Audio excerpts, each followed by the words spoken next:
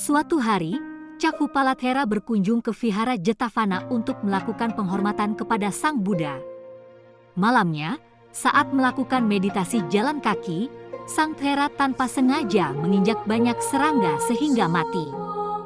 Keesokan harinya, pagi-pagi sekali serombongan biku yang mendengar kedatangan Sang Thera bermaksud mengunjunginya. Di tengah jalan, di dekat tempat Sang Thera menginap, mereka melihat banyak serangga yang mati.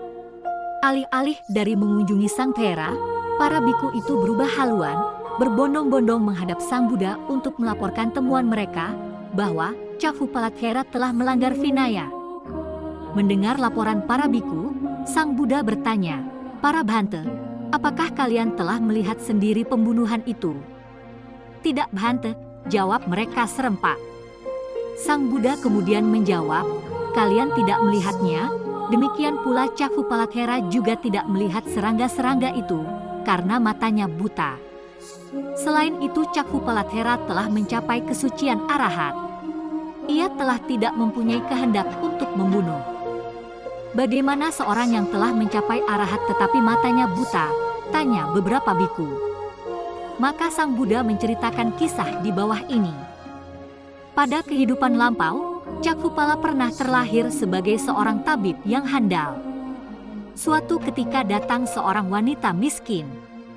"Tuan, tolong sembuhkanlah penyakit mata saya ini. Karena miskin, saya tak bisa membayar pertolongan Tuan dengan uang. Tetapi, apabila sembuh, saya berjanji dengan anak-anak saya akan menjadi pembantu Tuan," pinta wanita itu. Permintaan itu disanggupi oleh sang tabib. Perlahan-lahan penyakit mata yang parah itu mulai sembuh.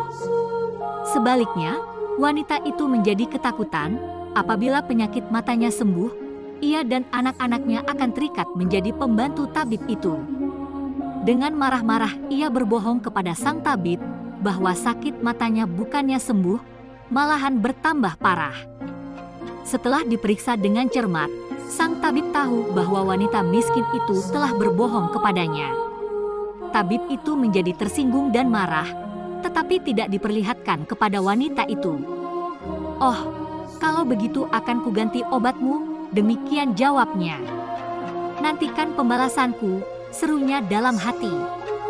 Benar, akhirnya wanita itu menjadi buta total karena pembalasan sang tabib. Sebagai akibat dari perbuatan jahatnya, tabib itu telah kehilangan penglihatannya pada banyak kehidupan selanjutnya. Mengakhiri ceritanya, Sang Buddha kemudian membabarkan syair di bawah ini. "Pikiran adalah pelopor dari segala sesuatu, pikiran adalah pemimpin, pikiran adalah pembentuk. Bila seseorang berbicara atau berbuat dengan pikiran jahat, maka penderitaan akan mengikutinya, bagaikan roda pedati mengikuti langkah kaki lembu yang menariknya." Pada saat khotbah Dhamma itu berakhir, di antara para biku yang hadir ada yang terbuka mata batinnya dan mencapai tingkat kesucian arahat dengan mempunyai kemampuan batin analitis, pandangan terang, patisambheda.